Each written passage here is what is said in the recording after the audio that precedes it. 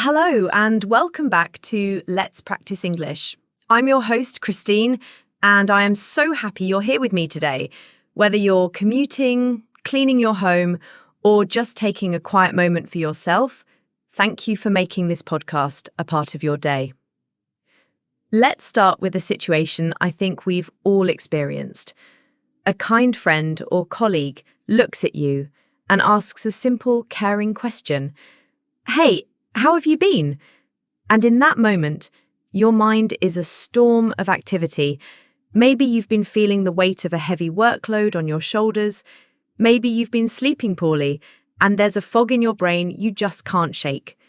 Maybe you're just feeling off, not sad, not angry, just not yourself. You want to be honest.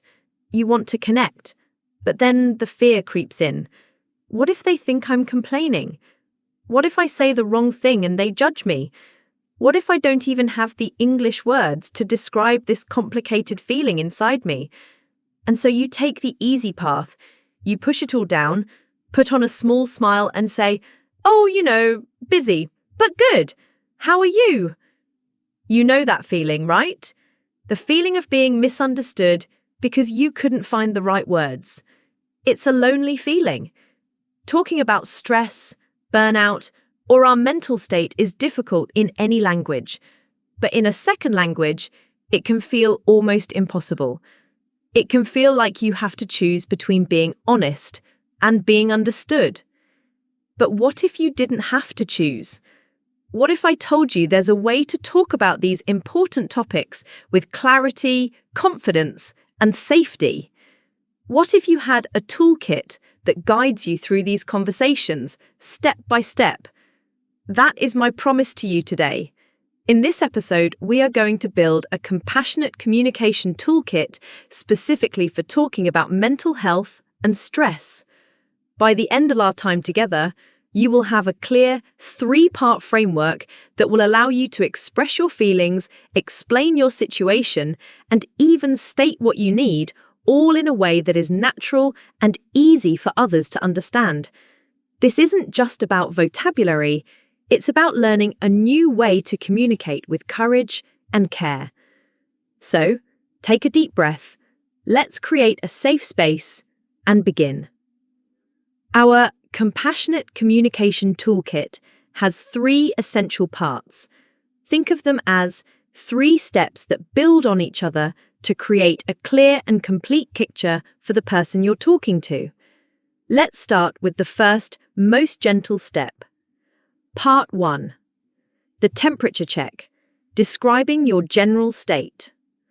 When we feel overwhelmed or stressed, it's often not just one single feeling, it's a mix of things. So, instead of trying to find one perfect, clinical word like anxiety, it's often much easier and more natural to start with a general phrase that describes your overall state. I call this the temperature check. It's a soft opening that signals you're not feeling 100% without being too intense. Here are incredibly useful phrases for your temperature check. I've been feeling a bit off lately. This is a perfect, gentle starting point. Feeling off means you don't feel like your usual self, but you might not even know exactly why. It's vague in a very useful way. For example, to be honest, I've been feeling a bit off this week. I haven't been feeling like myself. This is very similar to feeling off. It communicates that your energy, mood, or behavior is different from your normal state. It's a very human way to express this feeling. I've been feeling pretty overwhelmed. This is a fantastic word for when you feel like you have too much to do, too much to think about, and you don't know where to start. It's the feeling of being buried by your responsibilities. For example, I've been feeling pretty overwhelmed with work and my studies. I've had a lot on my mind. This is a great way to say you've been worrying or thinking about many things. It explains why you might seem distracted or quiet without going into too much detail. Notice that these phrases are not a diagnosis. They are a description of a state. Starting with one of these is like opening a door to a conversation, not knocking it down. It's a safe, clear first step. But it naturally leads to the next question: why? This brings us to our second and most important part of our toolkit. Part 2, the why, explaining the cause of your stress. After you've done the temperature check, the next step is to connect that feeling to a reason, if you feel comfortable doing so. This is what creates understanding. It helps the other person see your situation from your perspective. It moves you from "I feel bad" to "I feel bad because of this specific thing." Here are some simple and effective phrases to introduce the why. It's mainly because, I think it's related to, I've been dealing with a lot of. The main reason is that. Now let's combine part 1 and part 2. See how they work together. I've been feeling a bit off lately. I think it's related to not getting enough sleep. Honestly, I'm feeling pretty overwhelmed.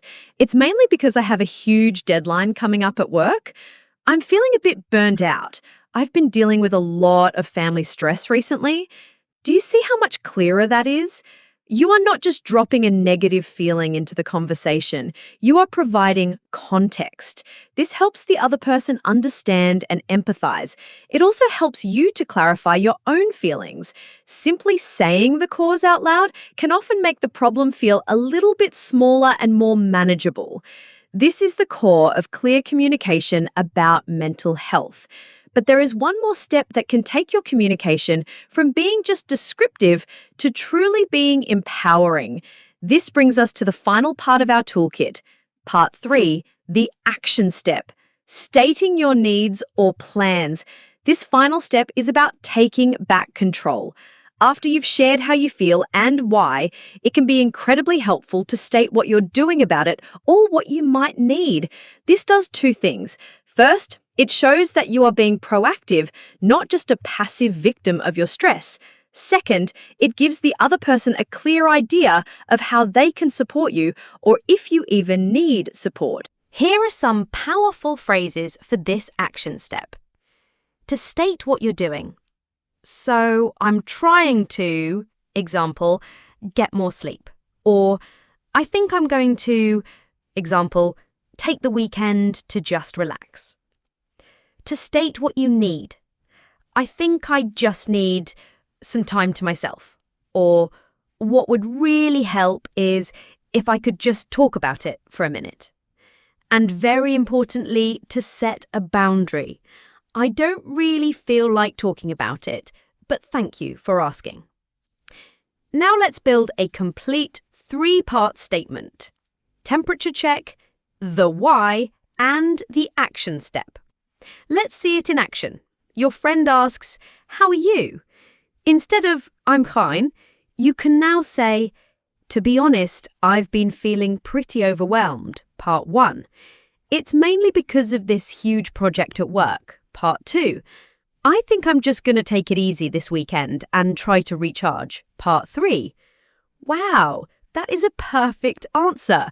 It's honest, it's clear, it's not complaining, and it has a positive, proactive ending. It invites empathy, not pity. Here's another example. "I haven't been feeling like myself lately," part 1. "I think it's related to some family issues," part 2. "I don't really feel like going into detail, but I really appreciate you asking," part 3.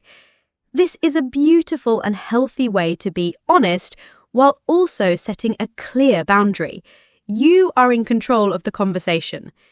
This 3-part framework is your guide. It allows you to share as much or as little as you want in a way that feels safe for you and is clear to the person listening.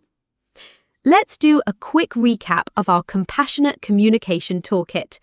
This simple 3-step framework will help you talk about stress and mental health with clarity and confidence. Step 1 was the temperature check. This is where you use general, gentle phrases to describe your overall state, like, "I'm feeling a bit off," "I'm feeling overwhelmed," or "I'm a little burnt out." Step 2 was the why. This is where you connect your feeling to a reason, using phrases like, it's mainly because, or I think it's related to. This provides context and creates understanding. Step 3 was the action step. This is where you state what you are doing or what you need, using phrases like, I'm trying to, or I think I just need. This makes the conversation proactive and empowering.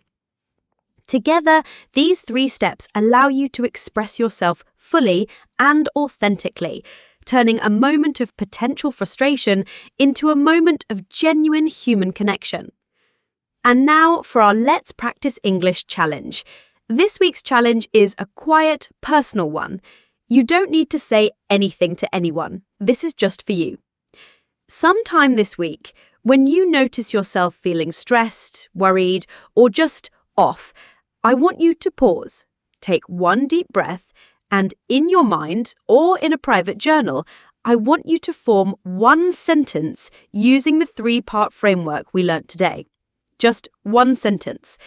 For example, you might think to yourself, okay, I'm feeling a bit on edge, part 1, because I have a difficult conversation to have later, part 2. So I'm going to listen to some calming music before it happens, part 3. The goal is not to perform for anyone. The goal is to practice the skill of identifying your feeling, connecting it to a source, and thinking about a positive action. It's an exercise in self-awareness and self-compassion, and it will make it so much easier to use these phrases in a real conversation when you're ready. Talking about our mental health is not a sign of weakness. It is a sign of incredible strength and self-awareness. For too long, we have been told to be strong by being silent. But true strength comes from being vulnerable, from being honest, and from reaching out when you need help. Your feelings are not a language barrier. They are a universal human experience. And by learning these simple linguistic tools, you are building a bridge that allows you to show your true self, to ask for help when you need it, and to connect with others on a deeper, more meaningful level. You deserve to be heard, and you deserve to be understood. Thank you so much for joining me today and for doing this important work. I believe in you, and I am so proud of the effort you are making. Until next time, keep practicing and be kind to yourself. Bye for now.